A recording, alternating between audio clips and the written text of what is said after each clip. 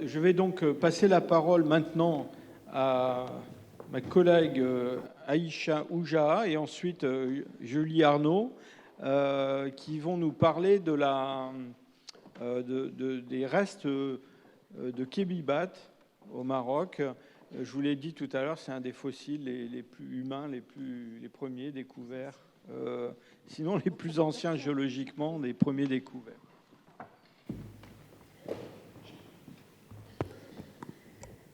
Bonjour à tous. Donc, l'homme de Rabat Kébibat, c'est vrai que c'est un fossile ancien, mais ancien parce qu'il a été découvert dans les années 30. La carrière de Kébibat est située au nord de Rabat, sur la côte atlantique, qui est très proche de plusieurs sites du littoral de Rabat-Témara, donc des sites qui sont bien connus. La carrière de Kébibat, les fossiles, ils ont été découverts par Jean Marcet dans les années 30. Et la découverte, elle a été faite après une explosion, bien sûr, à la dynamite. Et vous allez comprendre comment les fossiles, pourquoi leur conservation est assez précaire.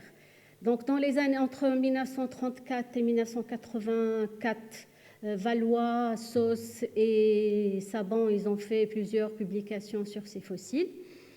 Et en 2010, une équipe maroco-française de géologues qui essaye de revoir la dynamique de formation des dunes littorales dans la partie nord du Maroc. Donc, ils ont commencé par la région de Témara et, par chance, ils ont commencé par le site de Kébibat. Et c'est à partir de leurs travaux, leurs résultats, qu'on a pensé à revoir et à réactualiser ces fossiles de Kébibat. Alors, la carrière de Kébibat est une carrière qui est formée par plusieurs unités. Donc, on a trois séquences géomorphologiques, et dans ces séquences, nous avons plusieurs unités. Et les fossiles de Kébibat, ils ont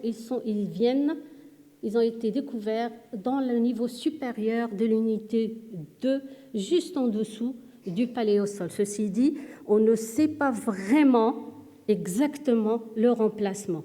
Donc, plus ou moins, on sait qu'ils proviennent du niveau supérieur de l'unité 2 de la séquence 2.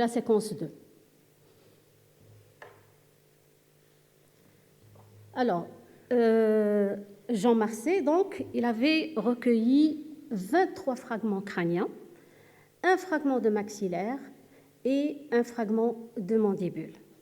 Donc, tous ces fragments, ils étaient éclatés, bien sûr, et donc, Roger Saban les a reconstitués, et donc on retrouve 2 fragments de pariétaux droit, un fragment de pariétal gauche et un autre fragment qui n'a pas été malheureusement recollé avec le morceau pariétal gauche, et un fragment de l'occipital. Aussi, un maxillaire qui n'est pas complet, malheureusement, on a juste une partie, la partie gauche et la partie droite. Il est inséré dans une gongue en calcarénite. Et bien sûr, une mandibule qui est incomplète. Alors, la mandibule et les fragments crâniens, ils ont été scannés grâce à la plateforme du Muséum national d'histoire naturelle. Et donc, on a essayé de revoir un peu toutes les structures internes des ossements. Malheureusement, pour les fragments crâniens, il s'est avéré que toute la paroi crânienne est complètement minéralisée, donc on ne voit absolument rien du tout. Donc, on se rabat sur la partie épaisseur, l'épaisseur de l'os, et on a une épaisseur de l'os qui est un peu plus importante au niveau de la partie interne. Donc, on a l'épaississement de l'os au niveau de la bosse pariétale, qui est très importante, et l'emplacement du lobule marginal du gratiolet, et ceci sur le pariétal gauche. Alors, on le voit très bien ici, aussi bien sur le pariétal droit que sur le pariétal gauche, et sachant que les épaisseurs des os varient pour les pariétaux entre 5 et 8 cm. Millimètres, oui. Excuse-moi. Donc, on a relevé de cette étude que les rameaux antérieurs sont beaucoup plus développés que les postérieurs, les rameaux de réseau méningé. Et bien sûr, on a une présence de nombreuses ramifications. Donc, c'est un caractère quand même qui est dérivé forme Homo sapiens. Pour l'occipital, donc au niveau de l'occipital, on a l'absence bien sûr du torus occipital. L'épaisseur de l'os, elle est beaucoup plus importante au niveau des crêtes occipitales internes, et on a une asymétrie entre les lobes occipitaux, avec un lobe occipital gauche qui est beaucoup plus projeté, et donc on a une pétalia occipitale gauche. Donc, parmi ces caractères, on n'a pas de caractères très archaïques, on a des caractères dérivés. Là, on a absence du torus occipital, ce qui fait qu'on a un occipital qui est plus ou moins arrondi, avec une convexité régulière de la courbure sagittale. Et je laisse la parole à Julie. Bonjour. Donc, pour ce qui est de la mandibule de Kebibat, comme vous avez vu dans les photos précédentes, par rapport au fragment crânien, on avait déjà un petit peu plus de matière sur lesquelles travailler. Donc, nous avons décidé d'utiliser différentes analyses pour pouvoir avoir toutes les informations possibles sur ce fragment de mandibule. Donc, nous avons d'abord fait une analyse morphométrique linéaire, c'est-à-dire les mesures classiques, à peu près une douzaine, parce que donc, la mandibule n'était pas complète, on avait juste la partie antérieure et pas les rameaux, par exemple. Et ensuite, nous avons fait une comparaison des contours symphysaires par analyse elliptique. Alors, je ne vais pas rentrer dans les détails de cette analyse très compliquée, mais très performante. Alors, cette technique permet, l'analyse elliptique de Fourier, permet d'analyser et de comparer des contours entre eux, et des contours qui peuvent être très similaires. Alors, pourquoi nous avons choisi la partie de la symphyse, donc la partie sagittale de la mandibule, de votre mandibule, parce qu'il faut savoir que la mandibule est un os assez compliqué, et c'est un os très variable aussi au sein d'une même population. C'est-à-dire que là, parmi nous, dans cette salle, toutes nos mandibules sont différentes, donc si vous regardez vos voisins, vous allez bien vous rendre compte que vous allez retrouver des personnes avec des mentons plus projetés, moins projetés, etc. Mais une des caractéristiques de notre espèce, donc l'Homo sapiens, c'est la présence de ce menton qui est justement plus ou moins projeté. C'est pourquoi nous avons choisi d'étudier vraiment cette partie et de comparer les différentes projections de ce menton afin de pouvoir resituer un peu Rabat, Kebibat, dans cette variabilité mandibulaire des hommes modernes et des hommes fossiles. En sachant qu'à l'époque, quand nous avons commencé l'analyse de la mandibule de Rabat, nous n'avions pas encore de date précise. Nous savions à peu près qu'elle se situait entre 300 000 ans. Les datations sont arrivées après, et donc à 146 000 ans. Donc, pour cela, nous avons placé 3 points osséologiques sur la mandibule.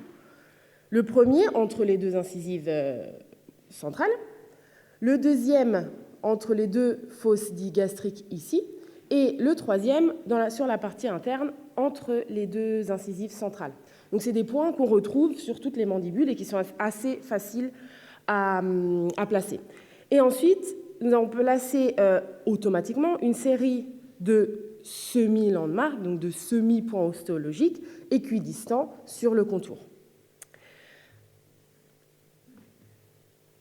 Donc, nous avons fait cette opération sur une série de mandibules, donc une collection de références assez large, composée de près de 120 individus de différentes espèces humaines, fossiles, et aussi de différentes régions géographiques.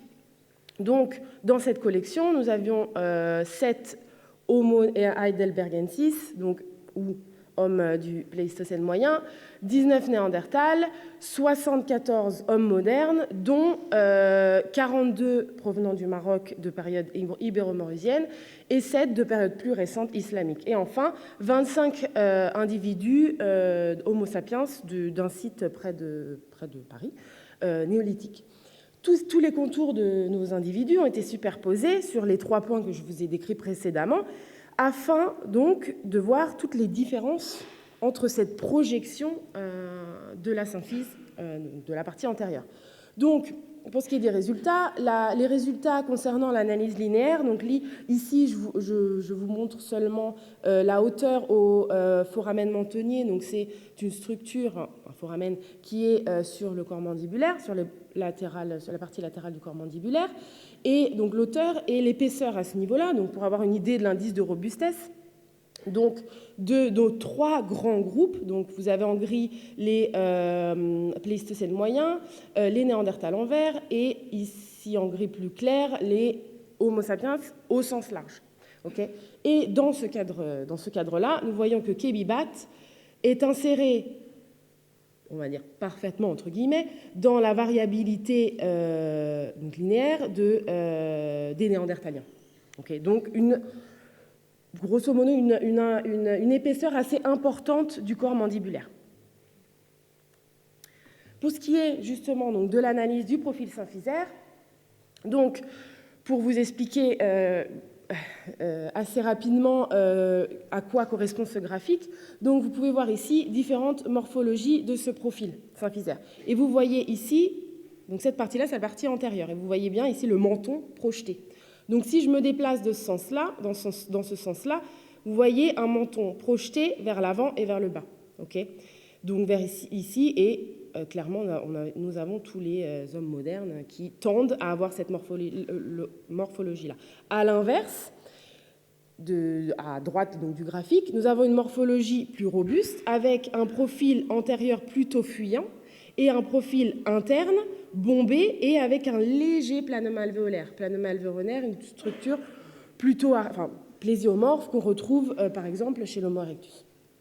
Et là, sur ce graphique, donc dans cette configuration, donc dans ce sens-là, et dans ce sens-là, nous avons une projection inférieure donc du menton et pour ce qui est des individus qui se situent en bas du graphique, un profil symphysaire plutôt régulier et une épaisseur régulière de la partie du haut en bas.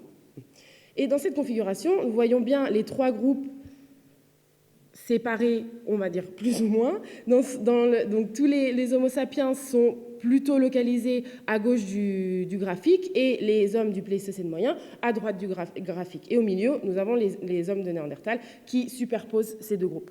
Et dans cette configuration, nous voyons que Kebibat se trouve dans la variabilité des hommes modernes, mais aussi très proche de la variabilité des hommes de Néandertal et très éloigné de la variabilité des Homo heidelbergensis, donc des hommes du Pléistocène moyen.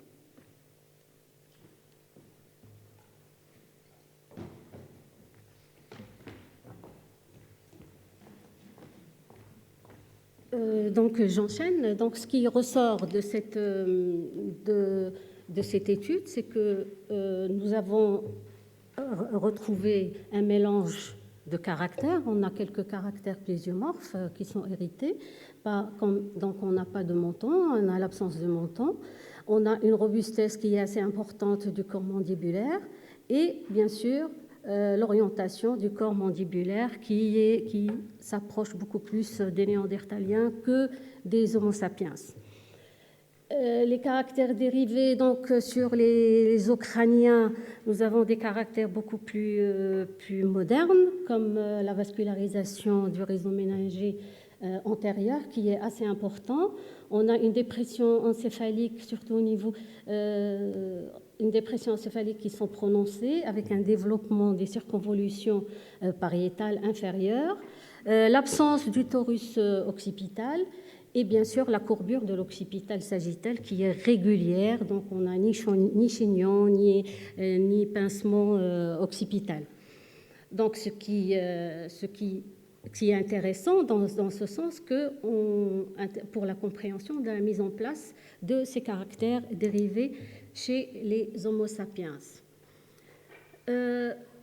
Donc sur les mandibules, nous avons sur la mandibule de Kebibat, nous avons une symphyse qui est plus ou moins verticale, donc on n'a pas de menton, qui est complètement différente des fossiles du Pléistocène moyen. Donc, et là, on a les deux mandibules de la carrière Thomas, et bien sûr aussi différente du fossile de Djebel Roud, qui présente quand même une éminence mentonnière qui est prononcée.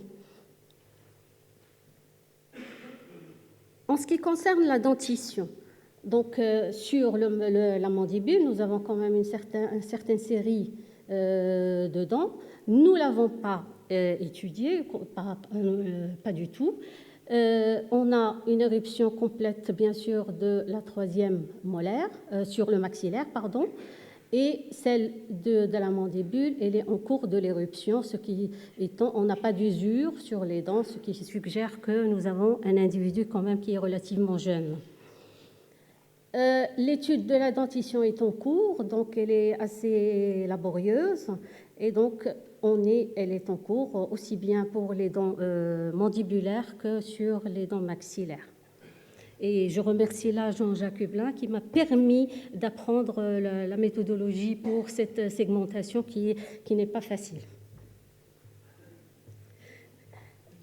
Donc, en conclusion, le site de Kebibat, il s'intègre dans le débat général d'une dynamique complexe du peuplement nord-africain, bien sûr, et ceci grâce aux découvertes de Djebel Roud, donc ce qui met en cause pas mal d'idées déjà connues.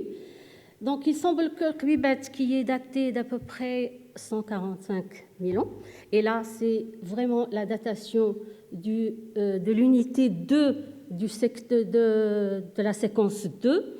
La datation de la séquence entière est en cours, donc on aura un peu plus de précision. Et donc, qui est morphologiquement beaucoup plus, je ne dirais pas beaucoup, mais plus archaïque que Héroud, qui est daté de 300 000 ans. Donc, on a beaucoup de choses à faire. Donc, ce qu'on projette de faire d'abord, c'est finaliser la segmentation des dents, qui pose un petit peu problème parce qu'on a plusieurs dents qui sont fragmentées. Et bien sûr, réévaluer tous les fossiles qui sont disponibles dans la région afin d'argumenter cette dynamique du peuplement de l'Afrique du Nord. Et je vous remercie.